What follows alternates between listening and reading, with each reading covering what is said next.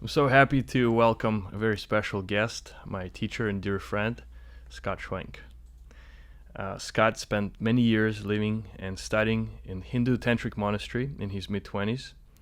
He has cultivated a number of long apprenticeships in leadership development, tantric meditation, philosophy, spiritual awakening, Vedic ritual, and facilitated later stage adult ego development. Scott teaches at Wanderlust Studio here in Los Angeles. He teaches meditation and breathwork.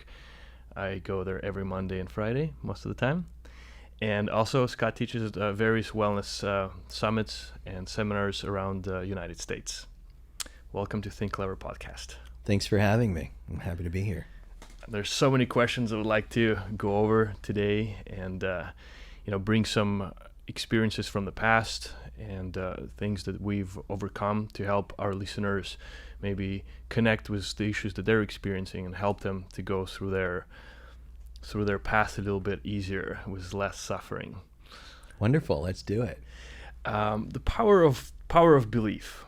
What we look for, we see what we look for. I think it's such a powerful tool if we use it correctly, right? To focus attention. What is it that you're trying to see in the world? Because there's so much exists already. Are you looking for the beautiful things in the world, or are you looking for the drama? And how do we rewire our mind to look for those positive experiences? Because that's part of growing up that you're teaching. This part of taking responsibility. We are responsible for how we describe the world to ourselves. We're responsible for our own experience of it. That's right. And our descriptions are creating our experience. If you take just a simple moment of seeing a person run a red light, 10 people watch that person run the red light. 10 different internal descriptions. Those descriptions, create emotion. So one person might describe it in a way, go, that was so reckless, what a horrible person, they should be, arrested and thrown in jail, and this person is brought to anger. Mm-hmm. Somebody else thinks, wow, I hope they got to the bathroom in time. Somebody else thinks, I wonder if they're going for the birth of their child or the last breath of their mother at the hospital. So the simple thing happened is one person runs a red light. Everything around that is the melodrama based on how people are describing it to themselves. And then that creates an emotional experience. And it doesn't stop there. My emotional experience is contagious. These mirror neurons, these neurons from head to toe in our bodies, in all mammals, I believe, and maybe all living creatures, I'm not sure, can feel what's going on in the environment. That's how we adjust. And so every emotion is palpable. Every thought is palpable to everybody in the environment, even at a distance. The CERN, the research in Europe, the research center on particle physics, has proven again and again that no matter how far apart you send two particles, they're in instantaneous communication. Mm-hmm. So my thinking is actually a contribution or taking away from what's possible in this world for everybody. You could say that upgrading and optimizing one's own mind and emotions is a high form of activism because of the contagious nature of it. Anybody, you've heard me say this, anybody can walk down the street waving signs, shouting for peace, which is anything but peaceful, anything but bringing peace. But if you've ever walked into, say, an ancient cathedral or an ancient goddess site somewhere in the Scottish Highlands, or some beautiful place in Utah in nature, there's a stillness that's palpable. No one has to tell you about it. You feel it for yourself. So what if we could walk around being these places, bringing this capacity for stillness, for compassion, for clarity of what matters most everywhere we go, without having to say a word. Mm-hmm.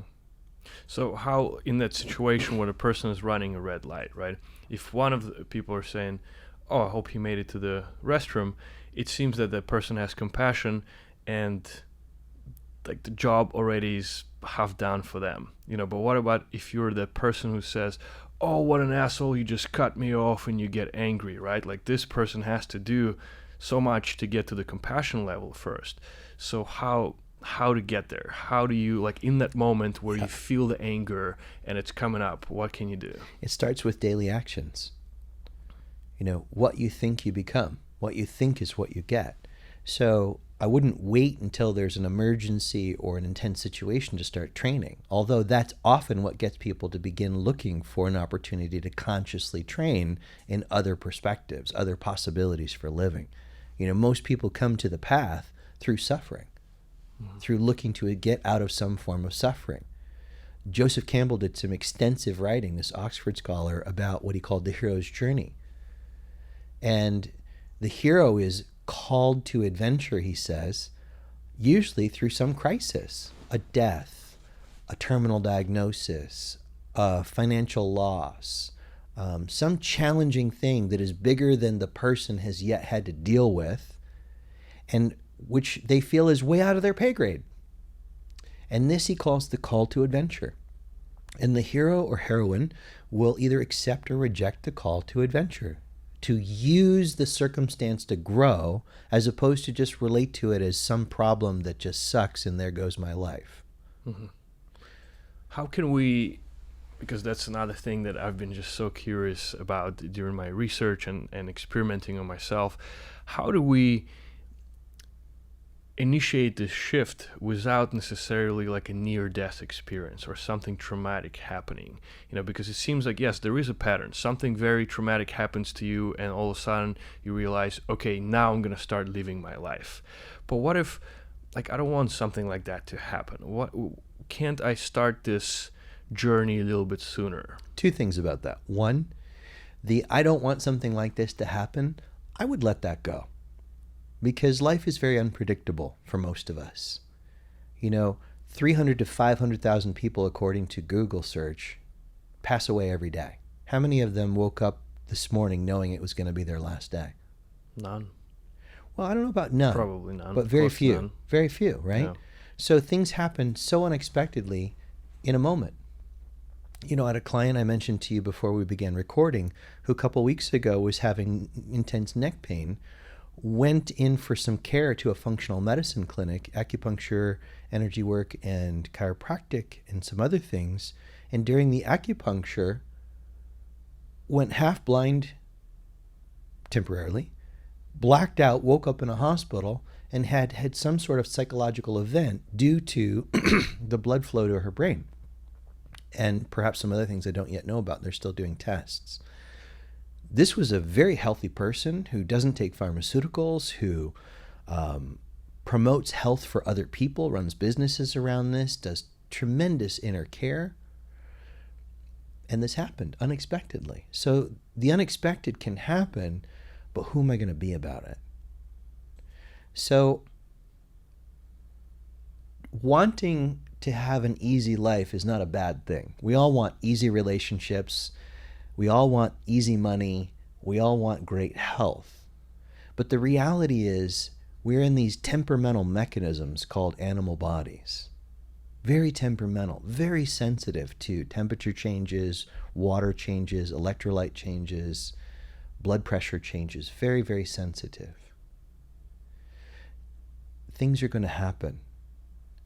I would suggest letting go of the stressful belief, I want things to not be problematic. I would let that go in favor of building the skill sets, training in the capacities to meet whatever arises the best we can. And as we said in the audio-only podcast, the tools to get into a deep state of meditation are very similar to the tools to get into a flow state in life. Mm-hmm. And a flow state, one of the ways we know we're in a flow state is actions are intuitively obvious or entirely not worth thinking about. Think about a soccer match, and I think it's called the forward. The forward is running with the ball. He's not in his head going, well, let's see. I read a book 10 years ago that said to kick this way and not that way. I wonder what I should do. That's not happening. He's in a flow state, or she's in a flow state where actions are intuitively obvious. how do you get in a flow state? That's a better question than, I don't want troubles. Mm-hmm. Troubles are going to come, and if you have a great understanding, like the hero's journey, or a tantric understanding, that these troubles are actually not troubles as such, they're catalysts for my deeper growth and awakening and growing up. If I'm willing to use them well, ask for help, and let go of what's going, and let come what's coming. So getting into a flow state, breath is key. But if my body is tense, the breath is going to exacerbate that tension. So first thing is to soften the body. So the 6 points of softening, the way I teach that, or a body scan. 6 points of softening to review. Radically soften these 6 areas like you're opening a fist with your imagination. Soles of the feet, palms of the hands, all 4 corners of the eyes, region inside and around the ears, tongue as it rests in the floor of the mouth, and all the muscles of the perineum, pelvic floor, groin region, sphincter, PC muscle. Breath is coming in deeper, it's going out longer, softening all 6 points: soles, palms, eyes, ears, tongue, pelvic floor, groin region. And if you're doing this now, you're feeling a shift in your inner state. You stay with it long enough, I'm able to access a deeper part of awareness from which intuitive solutions that are on point and skillful can arise, outside of maybe what I've read or learned or been told. I'd like to thank you for this perspective. I mean, this is definitely one of the most powerful tools in getting into the flow state.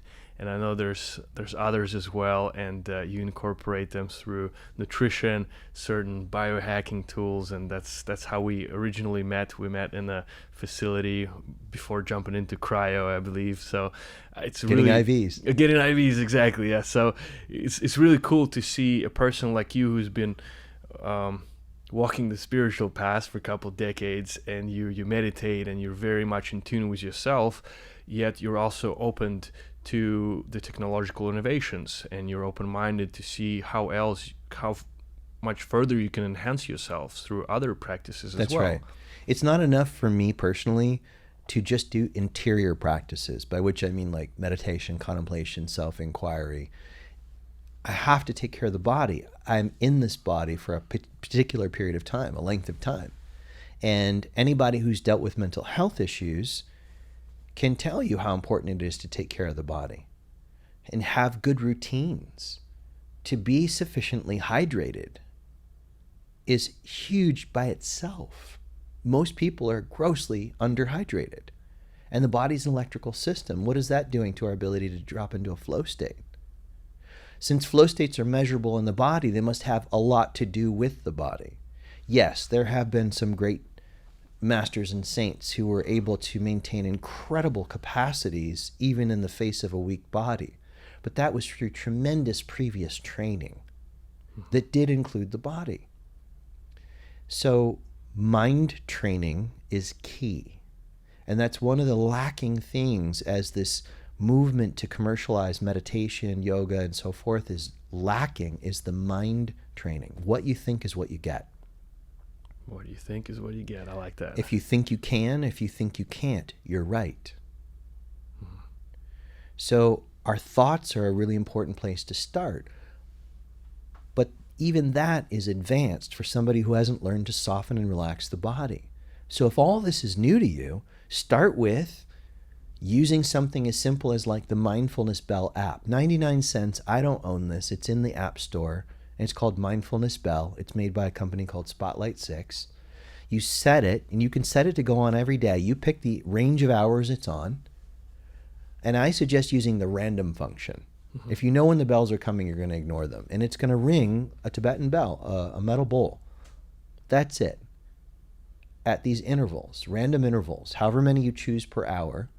And then take a deep breath and soften the 6 points every time you hear that. Everybody who's used this in the first day has texted or called me blown away by the change in their state. Now, here's where the important distinction is. Some carried on using it. Some just talked about that first day and never did it again. Yeah. So this skillful intervention, because you don't want to depend on your mind. If you've got a busy work life that involves a lot of thinking, then the mindfulness bell is a great way to intervene. So that's stage one, training in relaxing the body and keeping the breath long and full. That's huge. Mm-hmm.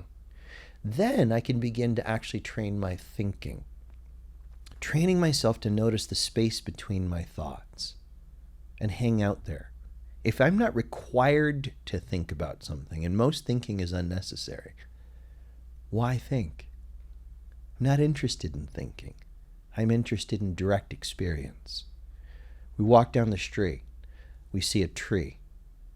We're by ourselves. We start describing our experience of the observation. What a beautiful tree. What a neat tree. Who are you telling you're right there?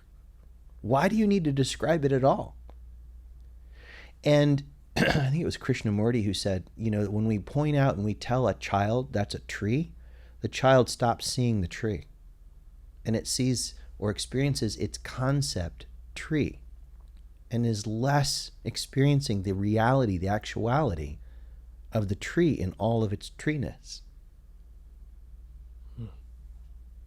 So when we start training mind power, I think it's also important that your physical body is ready for that as well. So for example, if you're depleted on serotonin or dopamine, then you're actually going to have most likely negative thoughts, So it's you're fighting this unequal battle because you want to cultivate positive thoughts and you want to rewire the negative into positive. But if you're physically, nutritionally depleted, you're not able to cultivate a positive state of mind. That's right. And for a lot of people, if they don't address that and they just think about like, okay, I'm such a negative person, I need to transform into more positive, but there's also this nutritional component to it as well. And I know you take supplements, you're very healthy, you take care of your health through nutrition. Can you share a little bit more of that as well?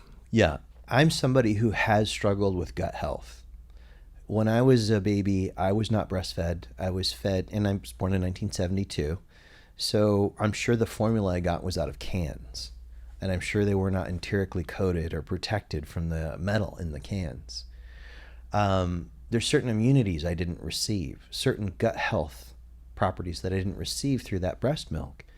And in my early life, I had a tremendous number of earaches. I was put on a lot of antibiotics, which also reduced the healthy bacteria in the gut. So when I got out to California in my late 20s, shortly into that, I met a teacher whose sister is a nurse, and a colon hydrotherapist, and put me on some rigorous cleanses, some month-long cleanses to try and transform my gut health. Mm-hmm.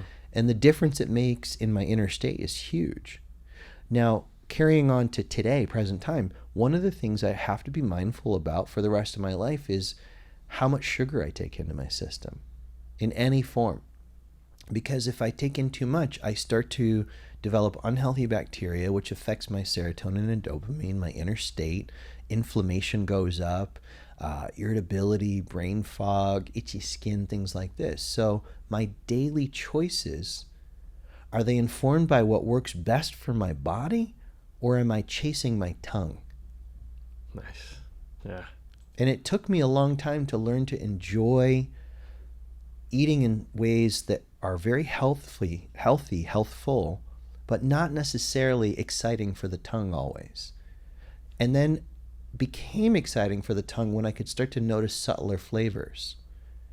To not need so much salt and sugar, and to notice the subtleties of herbs and enjoy them. Mm-hmm. When we talk about sugar, the first thing that I start thinking about is addiction to sugar. That's right. And I know addiction is something that you have a wonderful point of view on, and I think it could be helpful for many who struggle with addictions. And first of all, unpacking what addiction actually is. My working definition I got from a friend, David Elliott, and it's this simple definition. Any behavior that a person is unable or unwilling to stop that is harmful to themselves or another. Any behavior that a person is unable or unwilling to stop that is harmful to themselves or another. That can be anything. Thinking is definitely in that category. Yeah. Most people are thinking in ways that are harmful to themselves and their relationships, and they're either unable or unwilling to currently stop. And if you really get to know people in the 12-step work who've been deep, deep, deep in their sobriety and in their clarity and in the 12 steps, they will tell you that first cause is thinking. Narcissistic, self-involved, painful looping of thought patterns that lead to wanting to medicate in some way. Whether that's sugar, whether that's shopping, whether that's gambling, whether that's emotionally unavailable relationship addictions or sex addiction. It could be anything could be turned into an addiction where I'm trying to get from the outside what I'm not already tasting within, already experiencing within. So you could say all the work of getting into a flow state, all the work of waking up and growing up adds up to this figure ground reversal.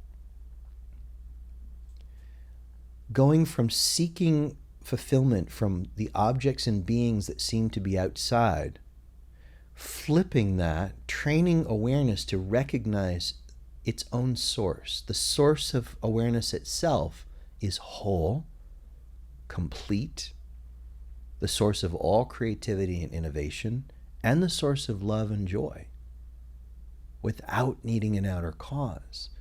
But it takes time, just like transitioning damaged soil into healthy, life-giving soil. It takes time and care and nutrients and daily diligence with that soil, or with the soil of one's own being, to shift it towards becoming somebody who gets wholeness and love and peace from within, and then starts to manifest that in the world for the benefit of others, for the benefit of systems.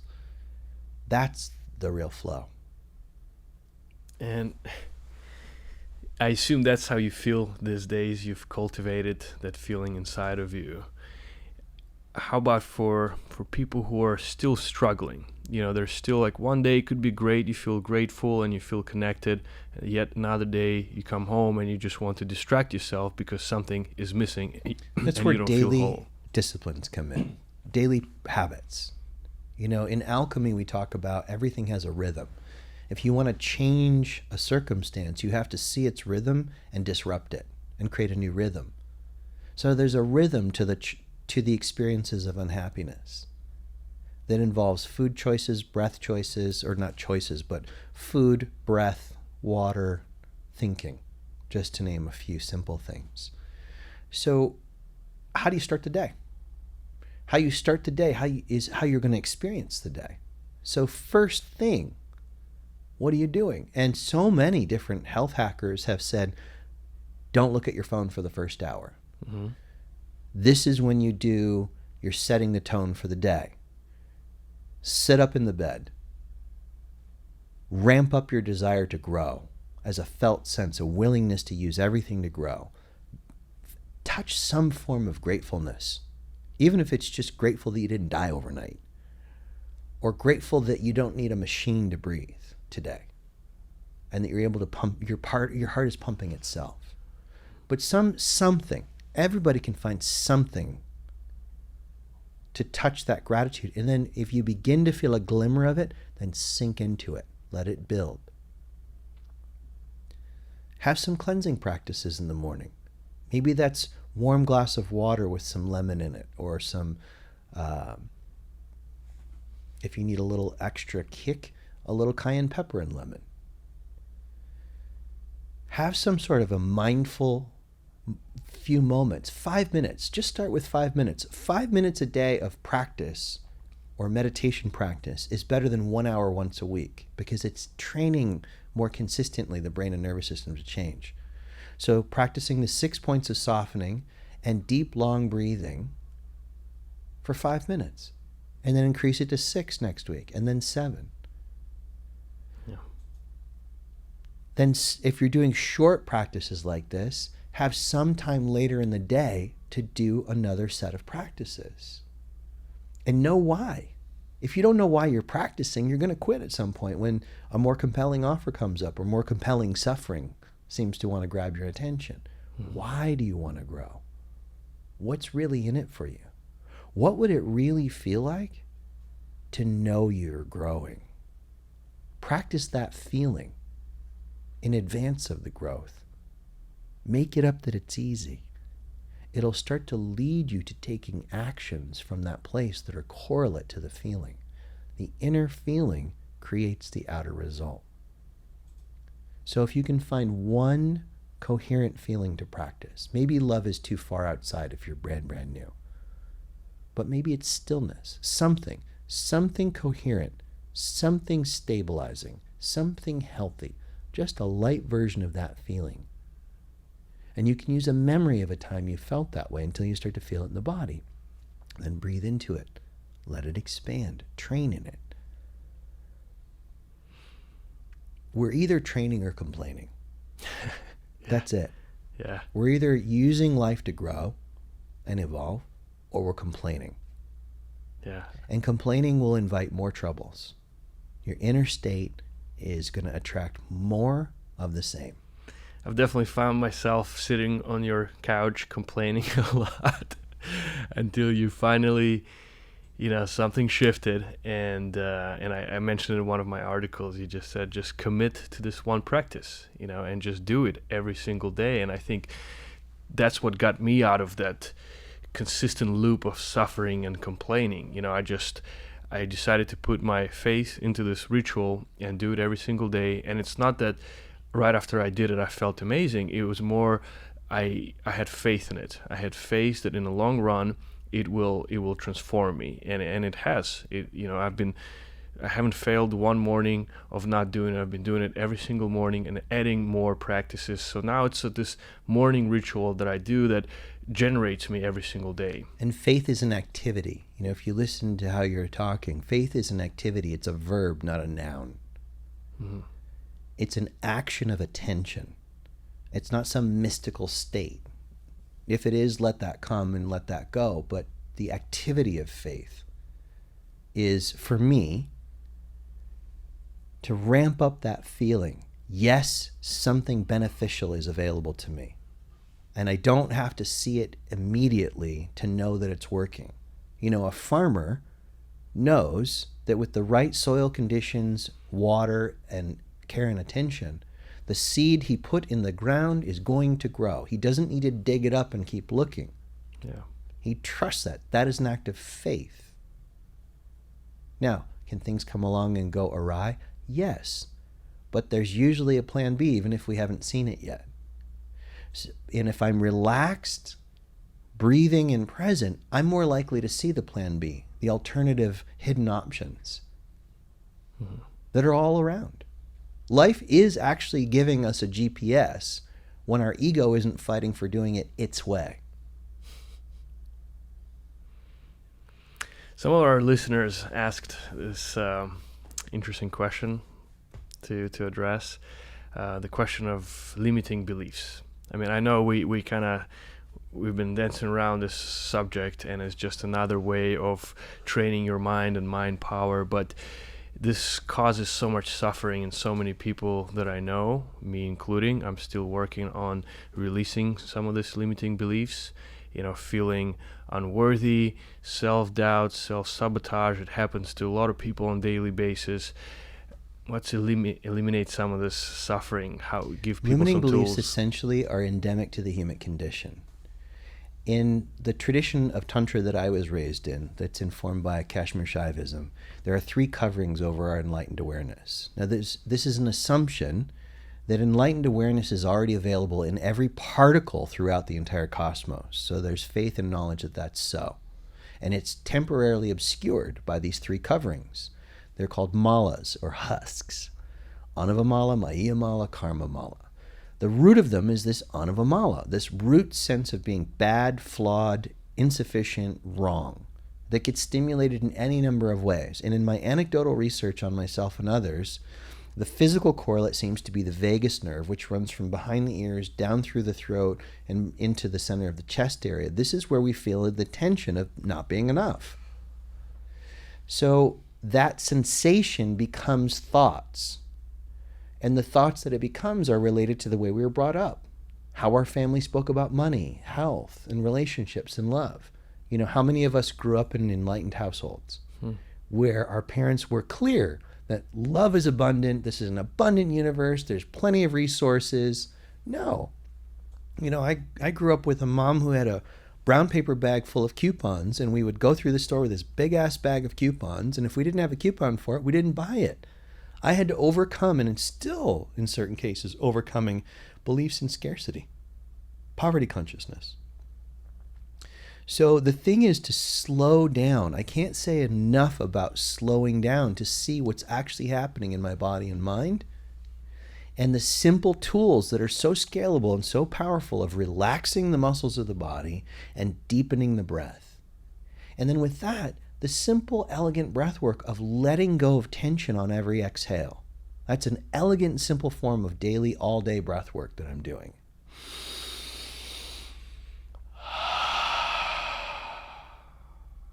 Find the place where that limiting belief seems to be hanging out in the body, or where there's discomfort in the body, and just breath by breath, without getting pushy, breathe into the region and gently let go on each exhale, like you're letting air out of an overfull bicycle tire so that the bicycle tire can grip the road and do its job.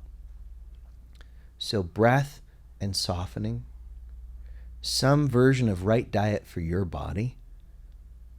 And that changes with the seasons, and that changes with the seasons of our lives.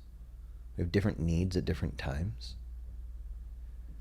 So to slow down through the softening and the breathing is to open up the doors of real intuition to be inwardly guided. The power of any great teacher who's really able to transmit something profound, that power is actually within us. We won't benefit from it if that inner knowing isn't opening with the teaching.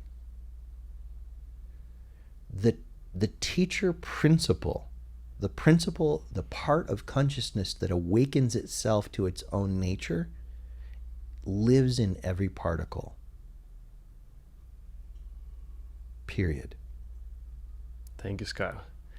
I hope that our listeners feel well equipped to live a happier and more fulfilled life, and they can always connect with you. I know you have a course, a breathwork course that's online right now. If you could tell us more about it. Yeah, it's 5 days. The sessions are 30 to 40 minutes each. I give a little bit of a talk and an orientation, and then take people into an active breathwork process that really opens up your own intuition and dissolves tremendous amounts of tension. People have been writing in from China and New South Wales and England, all over the world, having these experiences. And it's designed in such a way you can do it over and over again as a practice. It's $49, I think, US dollars. You can get it by going to the onecommune.com. Onecommune.com. That platform produced it beautifully. Mm-hmm. There's an active Facebook community for the course that you can be involved in. And then beyond that, in person, I do one-on-one work with people all over the world, mostly over the phone. The ones who are in LA come see me in person. And that's where the deepest work tends to happen, there and on retreats. 1440 Multiversity, Omega Institute next year, Kripalu Institute next year.